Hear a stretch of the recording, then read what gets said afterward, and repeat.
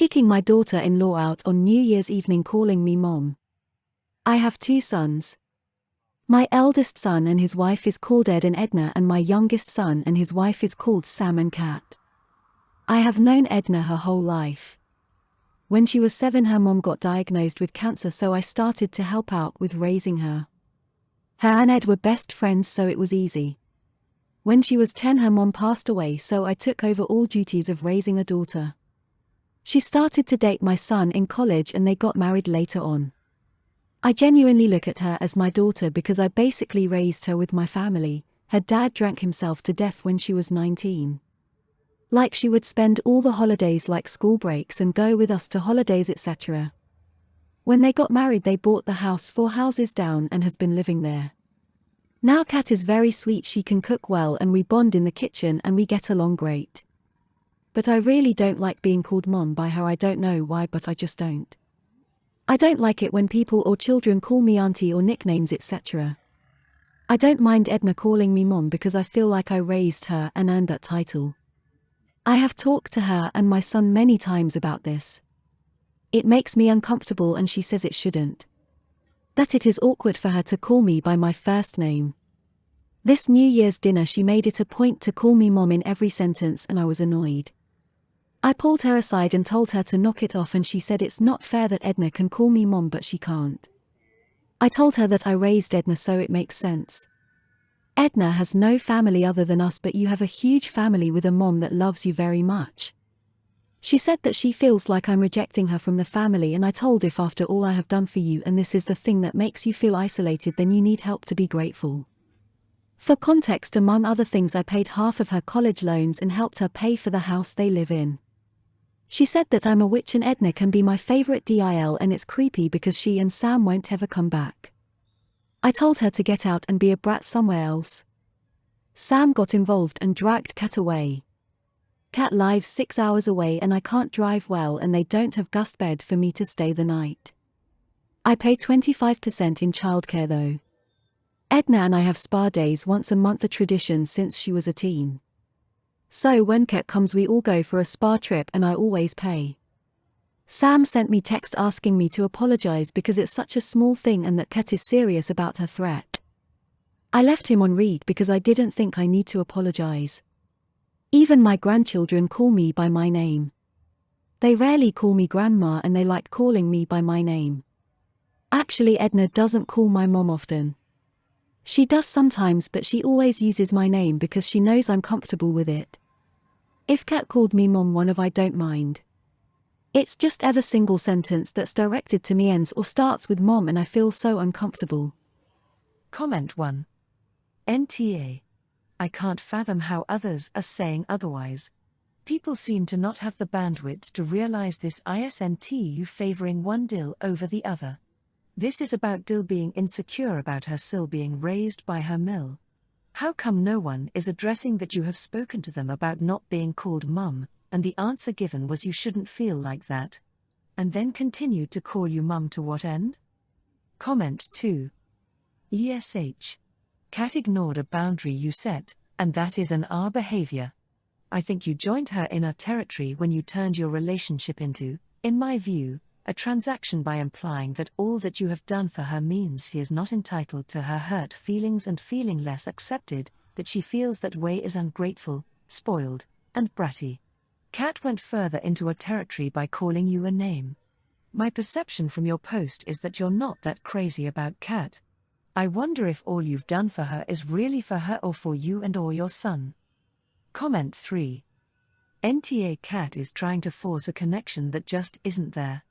You don't owe it to Kat to treat her the same way you treat someone you practically raised. All the people calling you and R would be singing a different tune if you were trying to force Kat to call your mom, and she wasn't comfortable with it. Creating a rule that when I host an event for the family, my sister's son is not allowed to come? I treat my family to dinners out and other events fairly often. My sister Charlotte recently moved closer to me and our parents. Before then I only saw her and my nephew Leo for holidays. I invited Charlotte on a family dinner out and it was an absolute disaster because of Leo. Charlotte called me while she was driving to the restaurant. I could hear Leo yelling in the background. Charlotte asked Leo to wait a few minutes until she was done calling me and then she would give Leo her phone. She wasn't doing anything to actually discipline Leo. My nephew's behavior was no better inside the restaurant. Leo is 8 and yet he was acting like some kind of 2-year-old. He was jumping up and down the booths, yelling to get Charlotte's attention. He threw bread at another patron's service dog. My dad took away the bread after Leo ignored the first warning and Leo threw a tantrum. People were staring at us and I would have been too. Leo's behavior was completely unacceptable. While all of this was happening, Charlotte just said things like, "Oh, Leo, you can play on my phone," and wasn't doing anything to actually discipline my nephew. While we were outside leaving and Leo was with his grandparents out of earshot, I told Charlotte that this could never happen again. I told Charlotte that she needs to get Leo under control and until she does, he is not welcome at any events in public that I host for the family.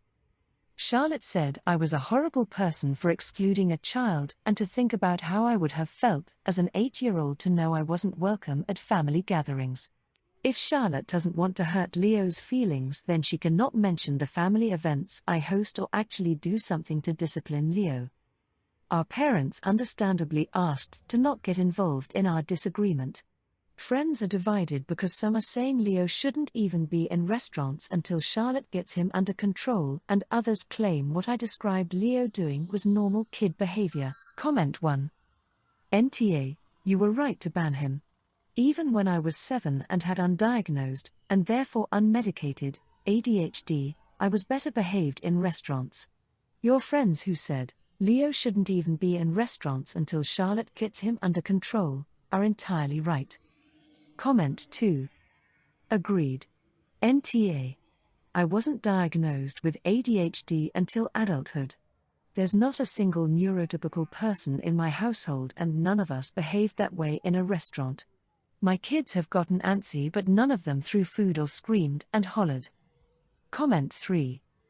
NTA. But why does Charlotte get to keep coming, since she's the one facilitating and enabling this behavior? She doesn't seem very interested in parenting, giving her a reason to go out without her son just seems like rewarding her lack of attention to him and his behavior. Plus it settles the blame with the kid, and that just isn't where it should be. You're right, Charlotte, we shouldn't ban an 8-year-old from family gatherings, because this isn't his fault, it's yours. Neither of you are welcome until you've worked out how to handle his behavior in a way that doesn't negatively impact the family and the general public. I encourage you to seek out help if this is something you can't handle, but you're hurting your son's future by allowing this to continue. Telling my son-in-law's wife she will never take my daughter's place? I lost my daughter Abby 7 years ago. She was married to Scott and had 3 children with him who are now 11, 12 and 14. Scott and my grandkids stayed part of the family and last year Scott remarried. His current wife is Beth. We all knew Beth for a few years prior to the wedding and she was always very friendly. Though at times she could be a little pushy. Scott would always handle that though. After they got married, Beth's pushiness got worse and Scott appears to have lost control. Beth was upset when she dropped my grandkids off one day that we had not added photos of her to our house and commented as such. In our living room we have a display with photos of our kids and their weddings. She felt her and Scott's wedding should be there. She was upset when my grandkids spent Mother's Day with us and our extended family and we did not include her. Scott wasn't invited either. Mother's Day is a difficult day for him due to a bad relationship with his own mother. But Beth said we should invite her too because she's part of the family and then she said she's one of our kids too. I asked her what she meant and she told me she is obviously going to be one of our kids now that she's the mother figure for our grandkids. I told Scott what she said and he was embarrassed and told me he would speak to her. Beth was also upset when my husband posted on Facebook to say something about our kids and she didn't get mentioned as one of our kids, but as Scott's wife, we mentioned Scott and how wonderful he was to Abby and how wonderful he is as a father. For my grandson's 14th birthday, We were all together and he wanted a mom's side photo. Beth attempted to get into the photo, and when Scott tried to remind her, she said she's part of the family now. He pulled her aside and the photo was taken without her. But she told one of my sons after that she felt like we weren't treating her as a daughter, and then said Scott never treated her as a lesser wife. We saw them a little over Christmas and Beth was upset that we got them a joint gift, for her and Scott, instead of getting her one alone. She told me she's tired of feeling like she's not really family, and she said she feels like we always put Abby first when she's here now. I saw red after this and I told her she can never take my daughter's place, and the fact she ever thought she could is outrageous. She told me the kids call her mom and they think the world of her, so why wouldn't we? I told her the kids have always called her Beth when I hear them, and she turned around and said that's our fault because the kids should be calling her mom and they don't. She lost it from there. Beth stormed out and I explained what happened to Scott. He apologized and left the kids with us so he could speak to her. I think they worked it out, but Beth said I was needlessly cruel to imply she's not as good as Abby and doesn't deserve to be our daughter. Comment 1. NTA. You are Abby's parents and not Scott's. You have a good relationship with him and your grandchildren, and that is wonderful, but she is not your family. She is Scott's, and a stepmother to your grandchildren. She seems to be pushing boundaries, and misunderstands that your relationship with Scott is based on the relationship he had with your daughter. You have included Beth in what you are comfortable with, but you are not obligated to treat her like your daughter, and her comments about being the children's mother, and that your daughter is put first, despite having passed, is alarming. Comment 2. It's bad enough that Beth is trying to erase Abby as the kid's mother, but to try and replace Abby as Ob's daughter is disgusting and disrespectful. Are we sure Scott or Abby didn't cross paths with Beth before Abby died? Not saying Scott cheated, but Beth sounds obsessed with becoming Abby or taking Abby's life for herself. Comment 3. I'm so confused. How can anyone even think they can be considered the daughter of your husband's previous wife's family? This is so abnormal, I can't even wrap my head around it. Do you have any idea her relationship with her immediate family looks like?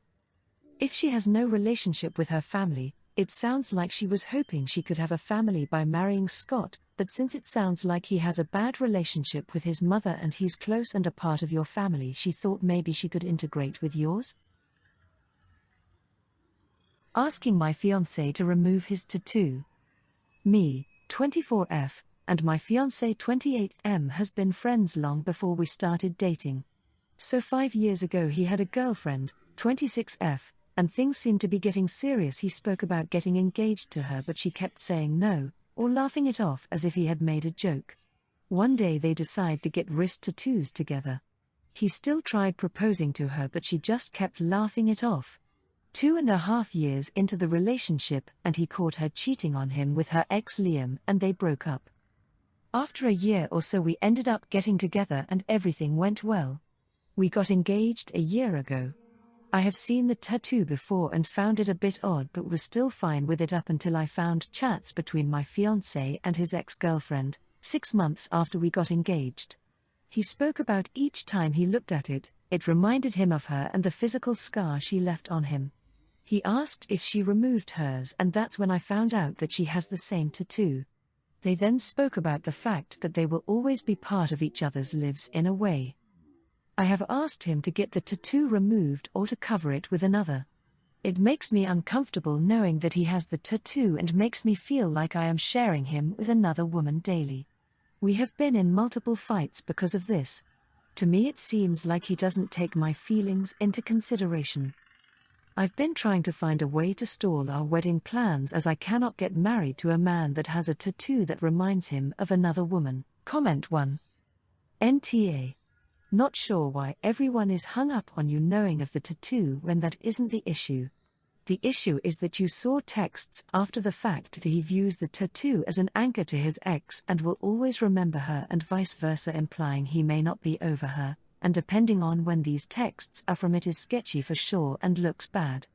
So I get where you're coming from, and if this is a deal breaker and he isn't compromising, then maybe consider it a sign y'all may not be compatible and consider ending things, since if he refuses to compromise, the tattoo will always be there and it will build long-term resentment and tension. Comment 2. I get being bothered by the tattoo. But I don't get why you're not more bothered by the texting itself. I mean, it's a tattoo he got with his ex, of course it reminds him of her. But most people would look at getting reminded of a cheating ex as a bad thing. His texts with this ex make it sound like he is remembering her/their relationship fondly, and it does not sound like he is over her. If it was me, I'd be done after reading those texts. You'd be a fool to marry this man unless you have good reason to believe he is over his ex. And twisting his arm into getting the tattoo removed is not the way. Comment 3. NTA. You are not in the wrong here, but you should know that you need to have the guts to walk out, because you really can't make someone get rid of a tattoo if they don't want to. Moreover, I think you should also talk to your boyfriend about his chat with his ex-girlfriend.